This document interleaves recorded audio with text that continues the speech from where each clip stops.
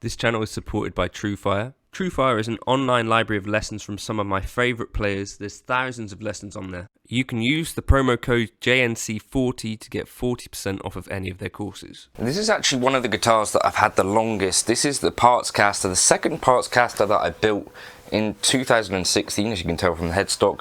It's a Warmoth boat neck, which has got a 7.25 inch radius, stainless steel frets, swamp ash body. It's pretty lightweight. It's got a loaded Fender custom shop 69. I think they're Abbey initialed, but not Abbey wound.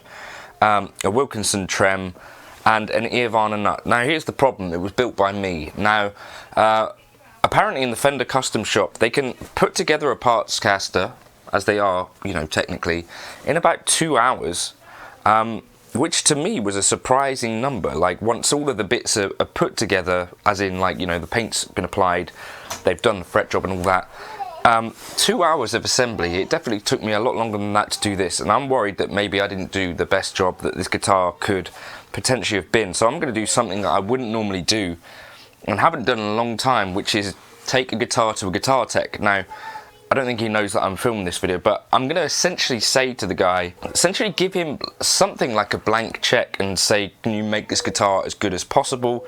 Does it need a string retainer here? Does the nut need redoing?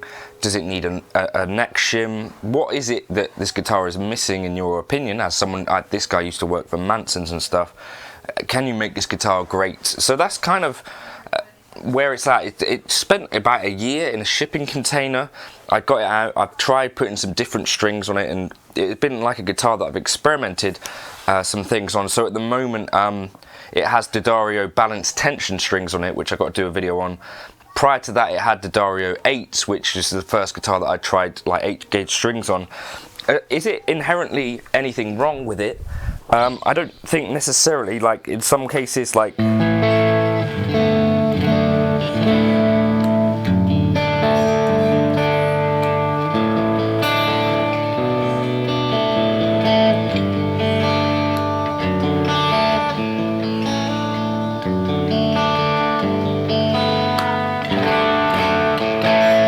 I think the bridge pickup is maybe a bit underpowered, but that's fine. It is a Strat after all.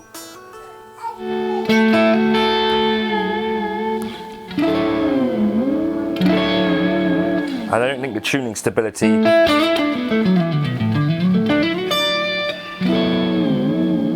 is that great.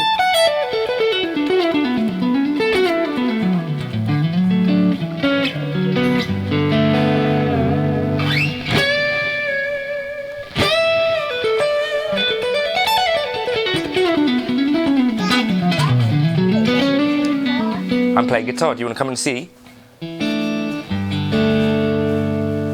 I play guitar to you. Hello. There is a cup there, isn't there?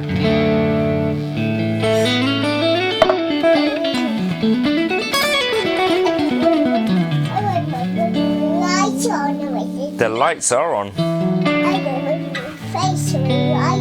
The lights on my face as well? Yes, you will. Do you want...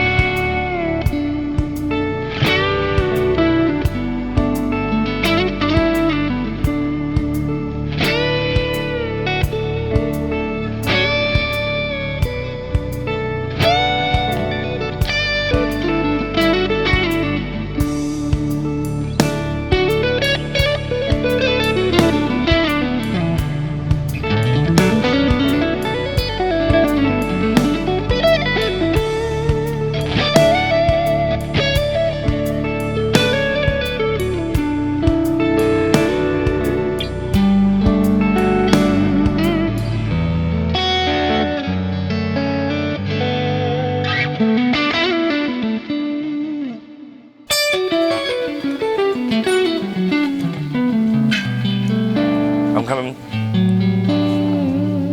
So yeah, it's, as I said, this guitar it's been with me one of the longest out of any of the guitars that I've got.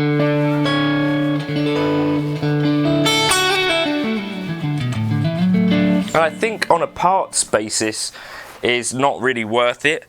And it's also at this kind of weird point where it's like, actually the parts of it I think are probably better than, on average, a guitar that I could get for under £1,000. So is it worth putting some money into this and seeing, can I turn this sort of average parts guitar into a much better guitar? So that's kind of what I'm thinking.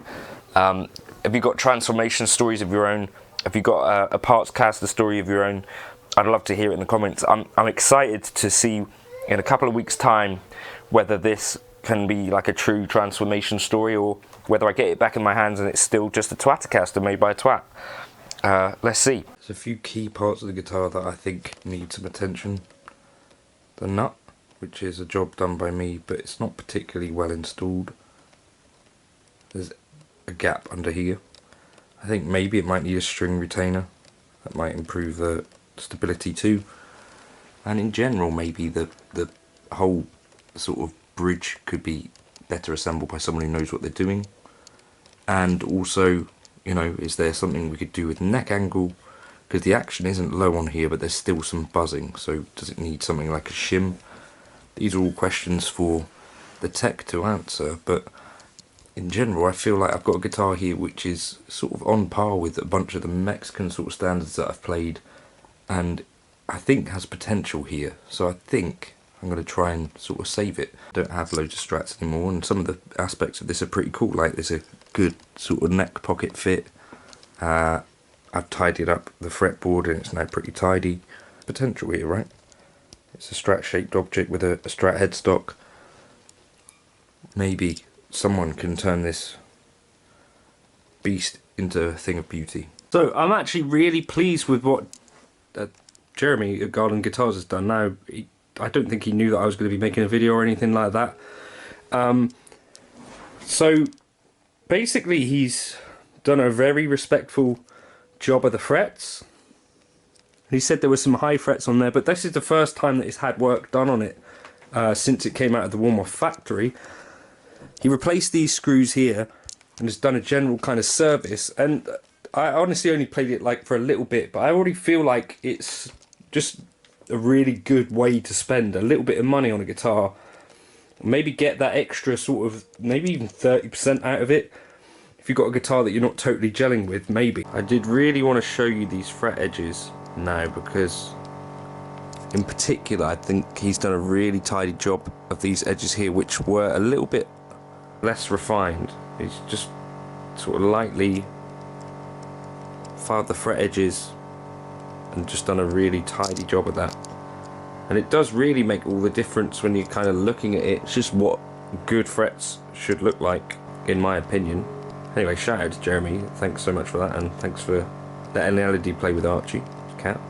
But yeah, I think in future I'd just be